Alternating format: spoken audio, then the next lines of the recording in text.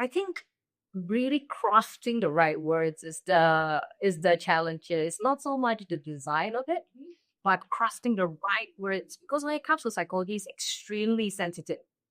When you say you whether you think or whether you be, it's two very different things. Yeah, but for nudges, they are more non-intrusive. They are there if you want to read it, but if not, you can still scroll past it. Hi guys, thank you for tuning in to PsychMic. This show is an initiative by the student marketers of James Cook University, where the group of us, healthfully obsessed in psychology, attempt to bring in complex research into our daily lives. In each episode, we dive into a psychological topic with a critical twist to see what gives. And without any further ado, let's dive right into it. The views and opinions expressed in this podcast are those of the speakers involved and do not necessarily reflect the official policy or position of James Cook University, Singapore, or any of its affiliates. This content is provided for informational purposes only and should not be construed as definitive legal advice. Well, hello everyone, and welcome to this iteration of PsychMic. Today, we're going to be speaking with Lynn. I am Roman. I'm Andy. I'm Lynn. And with that, let's get started in the episode. So, Lynn, would you like to introduce yourself and where your interest lies in within psychology? Okay, my name's Lynn, and I've been in JCU for a lot of years now because I have taken quite a few courses from them, and I'm doing social psychology, so that's where my interest lies. So I've done my research on impression formation before, and currently I'm working on national elections. Yeah. They were colleagues here in the PhD department, so that's very great. Yes, correct. Yeah, I'm currently doing my PhD at JCU. Yeah, such a true show to be really. But yeah, throughout this episode, I'll have to pretend a little bit as I don't know as much about you. Yes. But from what I know, in social psychology, which is also very cool, you're very interested in media. So how does that go? Okay, well, I'm looking at misinformation, particularly one-sided news. So because it has recently been studied a lot because of Donald Trump. I don't want to get too political; it's quite a sensitive topic, but because of the political climate, there's a lot of fake news going around, a lot of misinformation, and I think it's important to protect users or consumers, readers, voters, many different type of people to protect them so that they make correct, accurate, and fair decisions and lead to proper behavior thereafter. Especially in the recent times, I'm not sure. I think everybody heard about the news of Charlie Kirk as well. Yeah. So I can't say for sure that this is due to misinformation, but this is exactly what they're trying to prevent. So my research basically is on match intervention in preventing the premature formation of extreme attitudes. So we don't want extreme attitudes to happen based off one-sided news or extremely biased news. So that's where I'm at right now. So, a lot of these issues you're talking about seems more relevant in foreign countries, right? But what about Singapore, closer to home? So, how is this relevant in our climate? I think it's relevant in the whole world because, for example, in Singapore, you tend to see a lot of don't get scammed, like online news say that this investment is great for you, you just need to invest $500, I'll give you $10,000 back. Yeah, things like that. I think a lot of these information online can be very dangerous for people, and that can lead to a lot of detrimental consequences as well. So one of my motivations of doing my PhD on this topic is also because I had people around me that have fallen to scams before, which is why I think it's very important for us to prevent them from forming these extreme attitudes, immediately getting sold by online information after reading one extremely convincing news and say that, oh yeah, that's a great idea. Let me give you $5,000 right now. Yeah. So this is also something that I would want to hope, ideally, in future to prevent. But this is one example that is very applicable in Singapore, especially with the older generations where they may be less educated about these information that is been online for years and years out. And especially with the rise of AI, everything is so it's so convincing. Sometimes I look through social media, I'm like, is this real? Possibly. I think it's such a really as well. Like I feel like on a weekly basis, I get invited to one of those salary groups or whatever. Right. Get you investing sometime. Yeah, that's true. Yeah, that's true. Especially investment groups, right? It's always Oh yeah, that's like my experience. I don't know training. what Yeah. is your scam. Yeah. I make a new horoscope out of that. But yeah, I would like to open up because the thing you are looking into is very like in the moment and recent, right? And I do feel like does this have like a longer history or so of being studied? Okay, maybe I'll talk a little bit more specific about my time project and a little bit more detail. So basically, nudge interventions are like warnings, reminders, or disclaimers that comes, in my case, before the information that you actually want to read. So for example, if you were to click into a link, ideally, this is what I would want to see happen in future. But if you were to click into a link, for example, you want to read this news about Charlie Kirk, and before you read the content, the nudge you should see the nudge first, either on top of the information or as a pop-up, something like that. And the nudge will basically say, hey, don't get sold by the information immediately because media can mislead general public to give them a wrong impression about certain topics. So basically to tell them to keep their mind open, even after reading this piece of news. So yeah, so that is the nudge intervention. So basically a warning to remind you to keep your mind open. But of course it comes in many different forms. Some other nudges just let you know that hey, this may not be accurate, But for me, I try to keep people's minds open because I need to be careful as well by not deterring people from believing true, accurate news as well. Because there are, yes, misinformation and fake news out there, but there are also true, accurate, and unbiased news out there as well. So we don't want to push them the wrong direction.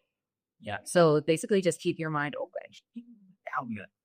Does this help with the reduction of prejudice and forming, having discriminatory beliefs? So does this help prevent against that?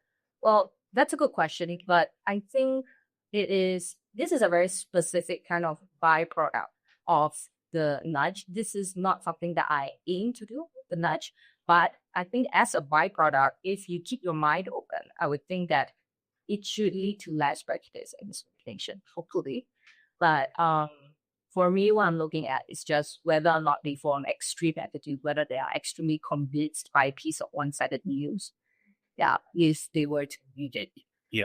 And whether the nudge is able to prevent that formation. But to answer your question that you asked me previously, you were saying whether it is future proof per se, right? Whether where it's coming from, right? Like I think media has been studied also for quite some time and kind of always changes because media is such a fluid kind of thing, right? That I wonder just how have you observed that thing? Maybe also you really haven't a long term culture, right? That social media is changing. yeah, You observe that. yeah, that's true. So for example, right now, nudge intervention has already been used. For example, if you go on Instagram, sometimes they tell you warning, uncomfortable content, disturbing content, sensitive content. Yes, correct. So this is one of the examples where nudges are implemented. Yeah, but that is only for that specific situations in which I think it can be blown up and used for many other purposes. It's also equally as important. Yeah. Is it been more like, I don't know, community notes or that sort of information you find on YouTube when there's like some controversial topic at all? Community notes, is that on the YouTube video? No, that is on X, Twitter, whatever you want to call it. I don't have that, but I'm not too sure whether it's the same thing. But I think the equivalent, apart from what you see on Instagram, is where else do you see it? YouTube might have some disclosure as well. Yeah, for example, one of the forms of disclaimers or nudge is verbal forms as well. So, for example, YouTubers that got sponsorship, they would say, "Hey, this is sponsored by yada yada." Yeah. So Yeah, then that's the paid promotion kind of. yeah, correct. Yeah, so that could also be a nudge so that people don't buy immediately into what they're saying because they are paid to say this. Yeah. Yeah. So that's just an form. Yeah. Yeah, I feel like people have already have some kind of exposure to that. It's like, how do you feel that kind of plays out to people's in the reception of people? Oh, good question. So whether or not people will just ignore it, right? Yeah. This is something that I was also worried about. So basically the long-term effectiveness of nudges, because it has also been criticized that to have little long-term effectiveness. But that criticism only came from this study that only showed the nudge once and then expect it to stay infected throughout the rest of the website that you go on. And in my opinion, I think that is difficult because people don't necessarily retain all of the information that you read on the nudge and keep it in mind. I am not that smart. Yes, from one side to the right there in all 10 articles that I'm reading next. So yes, I would agree that yes, that criticism is very valid. And that's why for my study, my idea is more to you see it every single time you go onto a website or a link or any site, any kind of social media information that wants to direct. Yep. I think it's this sort of like on YouTube, I notice whenever the video mentions anything about COVID, like, bam, here's a note about COVID. Yeah. Or before that, so this about COVID. Indeed, yeah. Yeah, that's true. Would it be annoying for consumers, or would it would they get habituated if you show it? Because you said you show it once, then there's no long-term efficacy for it, right? But what about if you show it many times? Would they then get habituated that, obviously it'll come out, just like close this out and move on? Yeah, that's another good point as well. So apart from just seeing it once and forgetting about it, there's also the other extreme where people habituate and get used to it. Always just that nudge again, cross and move on, which is what we do for ads and things like that, right? It's just impeding my experience right now. So yeah, that is also a very valid point, which is why I think the nudge also come in different forms. Sometimes in the forms of images, sometimes in the form of short notes, long notes. Yeah. So to grab people's attention. So hopefully that would be enough to at least have the user, pick up a few keywords before they move on. Because that is good enough. Of course, we have studies that make a lot of impact for a specific group of people. But my study is a small impact, but for anyone, like everyone, that interacts with social media content. So far, I've actually talked about consumers and how they might react to nudge interactions.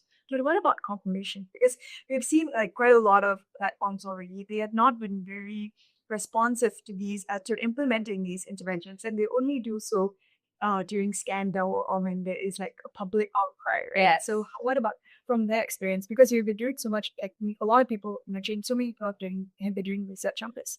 But would it be implemented by them?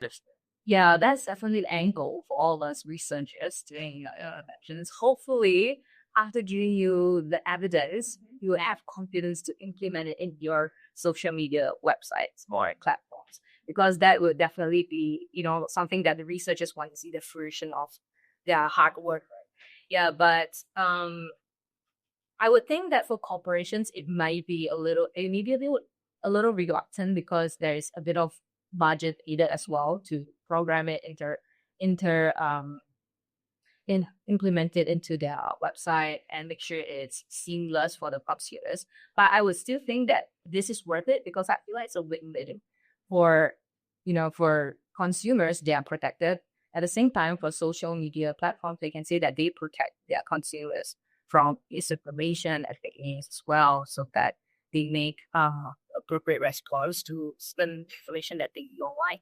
Yeah. So I would think that it's a win-win situation. I think it's worth it. And I think a couple of months ago, I came across a paper that already put together a toolbox of interventions for stakeholders. They designed a website and everything. It was quite a big paper. It's a big project.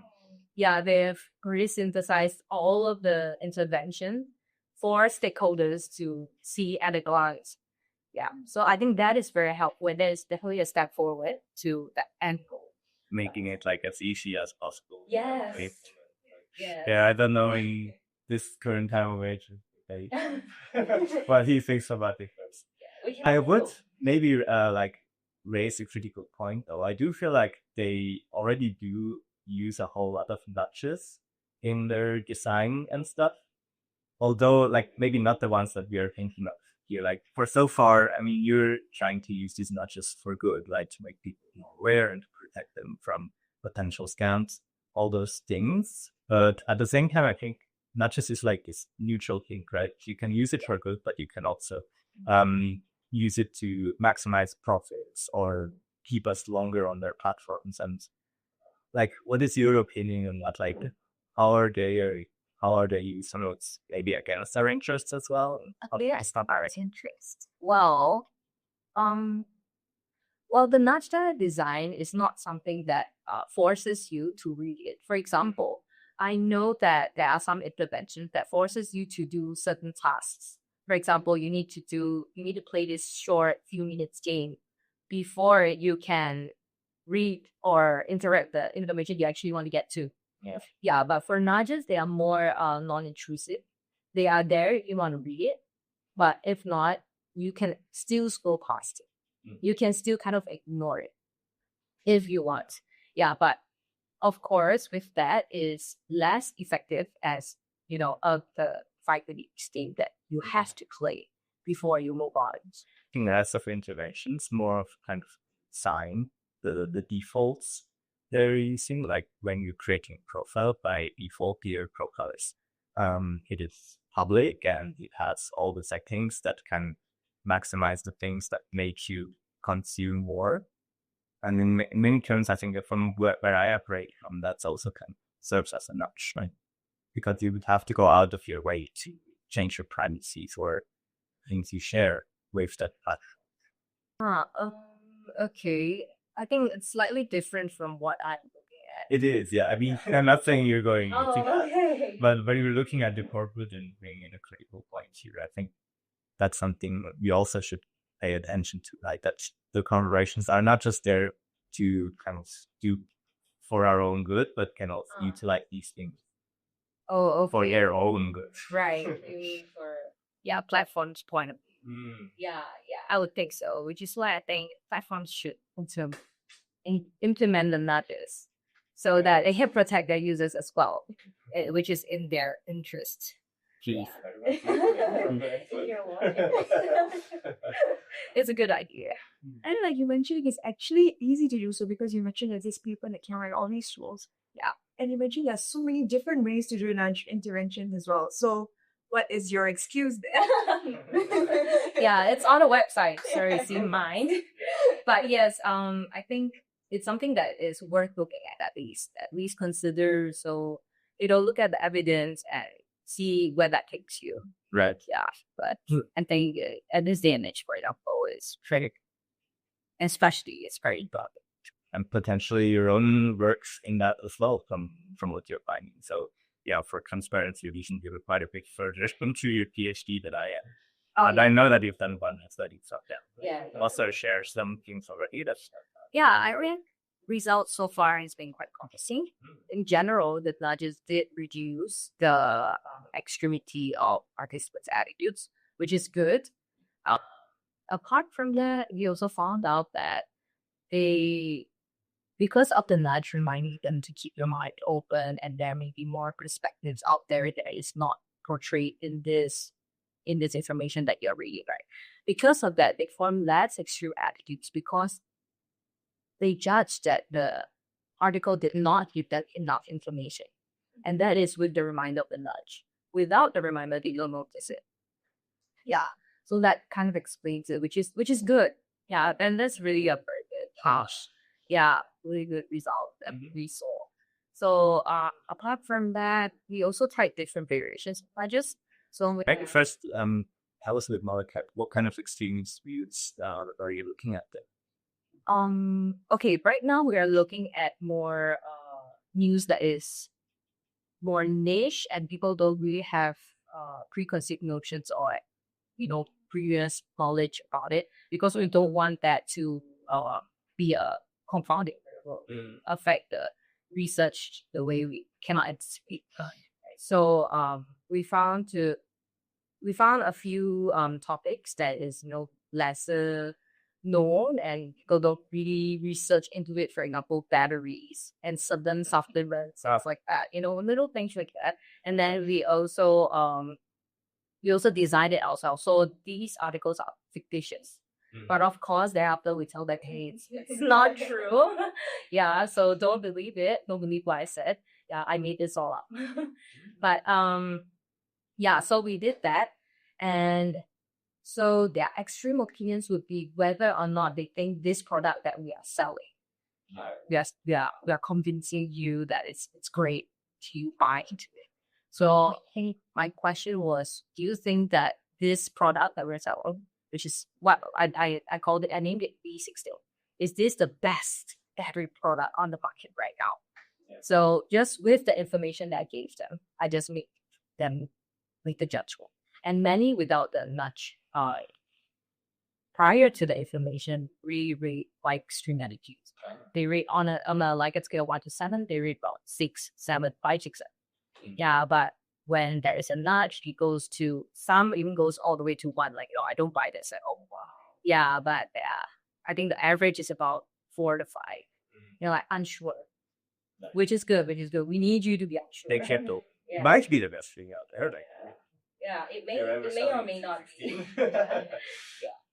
I mean, I can really see its relevance because right now, there's so many products that are being sponsored or not sponsored very openly. I would say, like, let's say in TikTok or something, recommending these products, and you'd be like, because one post will say this is literally amazing, my life was changed, and guys have to try this, and another post will be like, what, it really wasn't that good, and so you really have this is overhyped, and you're like, oh, okay, I won't bought it. It's in my cart.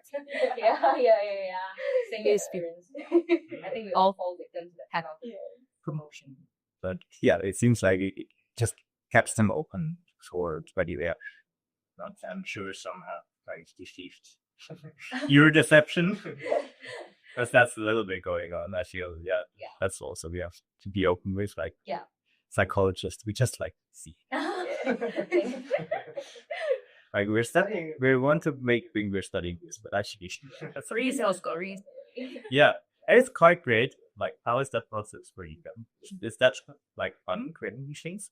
Yeah, it was, because I have a design background as well. So when I designed the articles to look at the different stimuli that I want to use, because in the first few studies, I looked at online articles. So I generated in terms of, how you would see on the news, like online news, just any sort of, news online here. But thereafter, I tried the YouTube interface. So I'm having fun. Simulating that the environment, the interface for that. Yeah, so that's fun. And also brainstorming about the topics that we want to look into as well. Yeah, me and my supervisors went back and forth. We're like, how about this? How about this? No, we should look at bullying. Oh, no, that's too much. That's sensitive. Because we want topics that are not sensitive, non-political, because when it comes to political climate, it's already quite extreme. So we are looking at prevention, not correction. So correction is much more difficult. Yeah, so we want to prevent. That's why we're looking at topics that people generally should be unfamiliar with. Yeah, so we have a lot of these requirements, which makes it a little bit tough, but very, very fun to do. Yeah, much. I mean, talking more about the design part of it, because you mentioned you created your own nudge intervention. So what was that process when you I would say that I think really crafting the right words is the challenge. It's not so much the design of it, but crafting the right words. Because when it comes to psychology, it's extremely sensitive. When you say whether you think or whether you believe, it's two very different things. Because I sort of a dry run with my peers as well. I did understand, okay, when I ask you this question, do you believe that this is green, for example? They're like, no, I don't, you're lying to me. No, that's not why I meant. I'm asking, do you think this is green? You can ask it in different ways. Now, one word can change the response of participants drastically. So I think crossing it was very tough. But yeah, we have a lot of iterations back and forth. So the experience is it's fun but challenging. It's really time consuming, but it's worth it. I'm sure. Yeah, language is such an intricate thing. And that's very one. One day we'll have an episode of that as well. Yeah. Yeah, so you have a little more time to go with your PhD, and hopefully you'll find more and more evidence that similar kind of approaches do have an effect in that. And when you come back to how much all this media landscape is changing, right? What is something that kind of interests you, kind of going beyond what you're just a bigger thing? A bigger thing? Oh, you mean the research thing? Yeah. I want to do. I mean, our PhDs, right? It's such a long topic, but in the end, you're still in such a very specific thing. Like, does this little intervention here have an effect? But like, what's the kind of bigger picture you're kind of interested in? Where I take you? I would still want to continue the interventions because I do believe in its effectiveness, and I do believe how it is extremely scalable. So in terms of easy implementable online, it's not like other interventions where you have to, go to a lab or you need to go through workshops to learn about techniques and anticipate information. These are very intrusive. So I would want to continue look at large interventions. I want to look at various different kind of ledgers to see what is most effective, why. So I would still want to continue exploring this. But of course, I'm always open to other topics as well under the social psychology umbrella. The social psychology is just so interesting. Oh, yeah. Yeah, it is. So anything on the umbrella, because I had done research in pressure for patients as well, so that's fine. Yeah. That was fine. So yeah, moving forward, I will still definitely be doing social psychology, but I will do nudge interventions first, and then we'll see whether there's other opportunities that arise. Yeah, so within social psychology itself, I've been seeing this trend of there being more incorporation of technology into this research. Social psychology. I believe there should be, but let me think. Incorporation of generative AI, right? Say, yeah, in terms of what they're researching with, like, for instance, maybe with media psychology, you have like more research into parasocial relationships, and let's say regarding therapy, more research into chatbots, mobile apps, and so on. So have you seen this trend on the I don't see it yet in the literature that I'm looking at or what I am researching on, but I can foresee that people will slowly incorporate this because we're now using Gen AI, ChatGPT, like Google. Yeah. We ask them anything, you expect an accurate answer of it. So I would think that maybe in the future people ask, hey, is this real news? Should I believe in this? Yeah. So maybe in future it's something that researchers might want to look at. Really, yeah. No. That could be interesting. Oh yeah. You might have to let that play out for Yeah. really see where this is going. Yeah. I mean, it's been really a fun discussion today for now. That we can say for sure. Yes, definitely. It was so cool having you on then. Thank you. Thank you for having me. Yeah, come back whenever you want. Thank you. And meet a lot of guys today. Yeah, this has been it for PsychMic for today with Lymn, me, And Adam. see you around. Bye.